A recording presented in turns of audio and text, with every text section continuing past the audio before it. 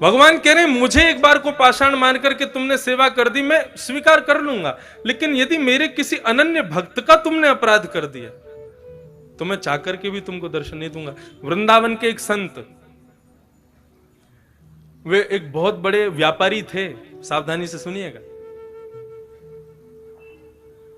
लेकिन वृंदावन आकर के कथा भागवत श्रवण करने के बाद में ऐसा संतत्व जीवन में आया कि सब परित्याग करके उन्होंने संन्यास ग्रहण कर लिया।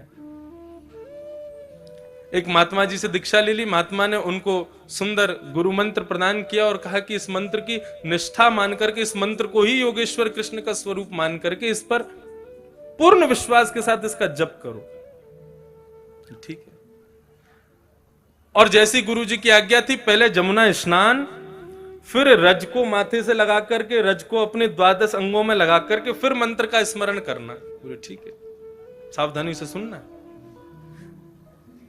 संत गए, पहले तो यमुना में डुबकी लगाई, डुबकी लगा करके ब्रज रज को अपने पूरे तन पर लगा करके और गुरु मंत्र का, गुरु तारक मंत्र का जैसे ही स्मरण करने लगे तो एक बार में ही एक मंत्र का जाप करते ही, नेत्र बंद करते ही उनको श्री लाडली जी और श्री ठाकुर जी का दर्शन होने लगा। ये एक बार नहीं हुआ है। हमारे गुरुदेव, हम जिस परंपरा से हैं, जिस प्रकार पुष्टि मार्ग के मुख्य प्रणेता श्री वल्लभाचार्य जी हैं, ऐसे हमारे श्री संप्रदाय के मुख्य जो आचार्य हैं वे हैं अनंत श्री विभूषित भाष्यकार स्वामी श्री रामानुज भगवान शेषावतार। जब उनको गुरु जी ने अष्टाक्षर मंत्र दिया हमारे श्री वैष्णव संप्रदाय का, तो गुरु मंत्र का पहला जाप करते ही शंख चक्र गदा पद्म धारण करके नारायण प्रकट हो गए और उनको दर्शन दे दिया। भक्तमाल में वर्णन है कि गुरु मंत्र का, वैसे तो शास्त्राज्ञा करते हैं गुरु मंत्र किसी को सुनाना नहीं चाहिए, लेकिन जैसे ही श्री रामानुजाचार्य जी ने पहला अष्टाक्षर मंत्र गाया और पहला मंत्र का उद्बोधन करते ही नारायण प्रकट हो गए, तो उनको प्रणाम करना भी भूल गए। क्या किया? बोले गोपुर है आरूढ़ उच्च स्वर मंत्र उच्चारो। हमारे श्री वैष्णव संप्रदाय में जो दक्षिण में मंदिर होते हैं उनके बड़े ऊंचे ऊंचे गोपुर होते हैं। आप लोग तिरुपति जाओ, श्रीरंगम जाओ, श्रीरंगम का गोपुर तो महाराज किलोमीटरों दूर से दिखाई देता है। तो जैसे ही रामानुजाचार्य भगवान ने श्री नारायण प्रभु के दर्शन किए तो प्रणाम भी नहीं किया, दौड़े हैं और सीधे गोपुर के ऊपर खड़े होकर के अष्टाक्षर मंत्र को जोर जोर से चिल्लाने लगे, गाने लगे। आचार्यों ने कहा, बोले अपराध कर रहे हो, गुरु मंत्र को खुले में गा रहे हो। तो रामानुजाचार्य जी कह रहे हैं, जिस मंत्र का एक बार उच्चारण करने से नारायण दर्शन दे दे, ऐसे मंत्र को गुप्त नहीं रखूंगा मैं तो सबको सुना दूंगा ताकि सबको दर्शन हो जाए। कैसा भाव रामानुजाचार्य जी का। अभी दिसंबर में पूज्य मलुक पीठ वाले महाराज जी ने भक्तमाल की कथा अपने निवास पर गुरुदेव के स्मृति में की, तब उन्होंने श्री रामानुजाचार्य जी के प्रसंग में ये भाव सुनाया। मन को इतना भाया कि आज तक कम से कम नहीं तो ज्यादा से ज्यादा नहीं तो 10-12 हजार मालाएं तो अष्टाक्षर मंत्र की कर ली होंगी, लेकिन हमको दर्शन नहीं हुए। तो वे क्या कह रहे हैं, बोले कि इतने विश्वास से गुरु मंत्र का उन्होंने उच्चारण किया कि नारायण एक बार में ही प्रकट हो गए। गुरु मंत्र में इतनी सामर्थ्य।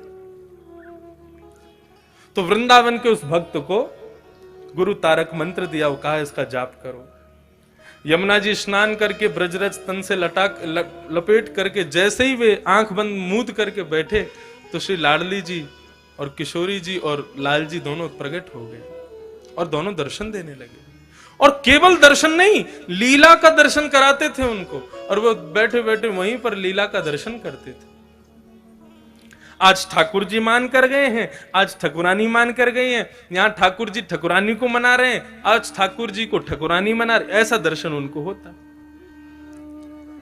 एक बार कोई विचित्र लीला ठाकुर जी दिखा रहे थे, उसमें ऐसी लीला हुई कि उस संत को बहुत जोर से हंसी आ गई, और जैसे ही उसको हंसी आई इतने में ही सामने से कोई भगवान का भक्त था, लेकिन अपंग था, उसका एक पैर नहीं था, वो वहां से जा रहा था।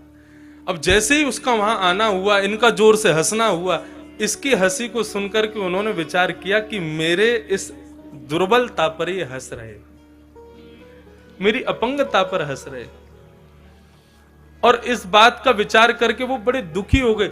जैसे ही उनके हृदय में दुख आया, इनके नेत्रों में ठाकुर ठकुरानी का जो दर्शन हो रहा था वो अंतर ध्यान हो गया।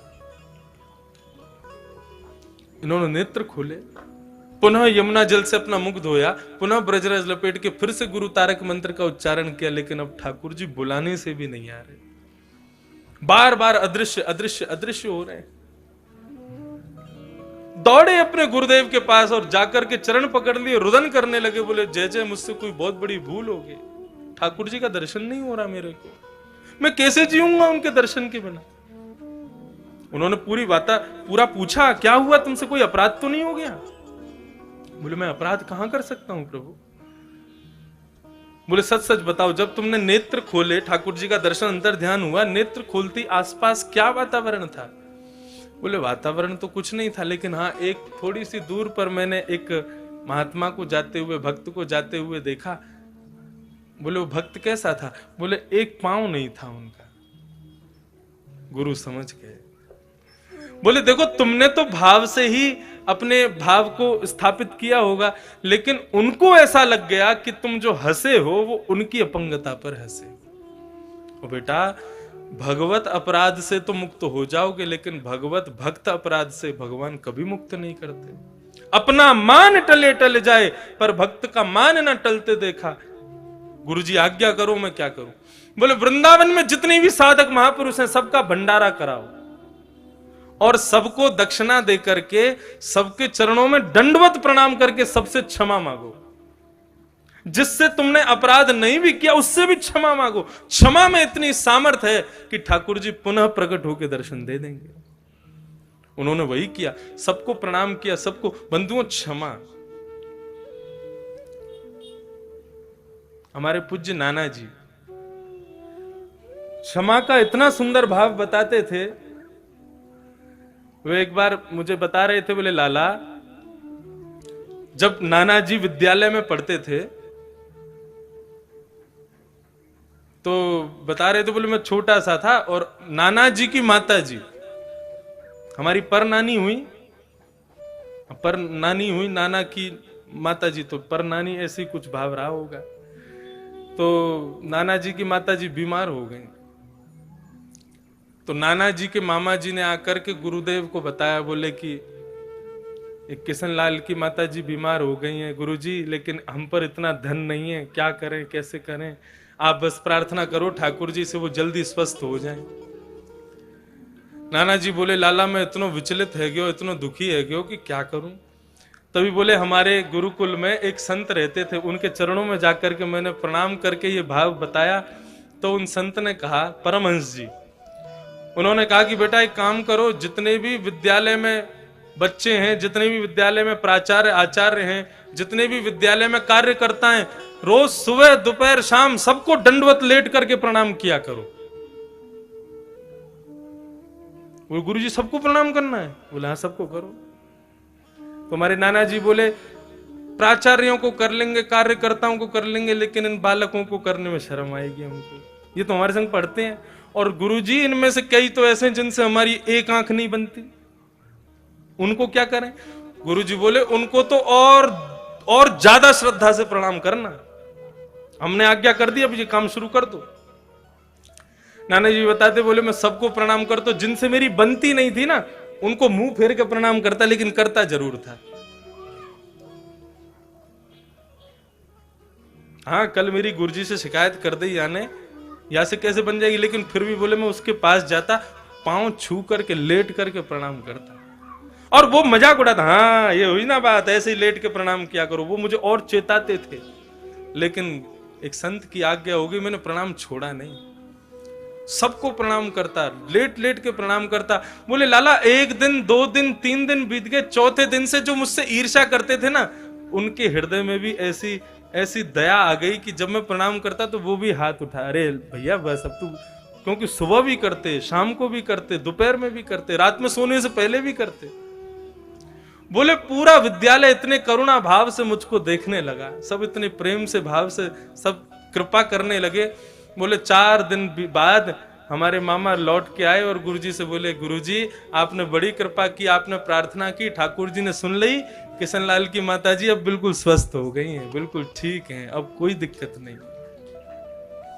तो नाना जी कहते कि क्षमा में इतनी सामर्थ्य है। उन लोगों ने मुझे क्षमा कर दिया और मेरे प्रणाम करने से मैंने उनको क्षमा कर दिया। क्षमा के भाव से इतना बड़ा प्रभाव।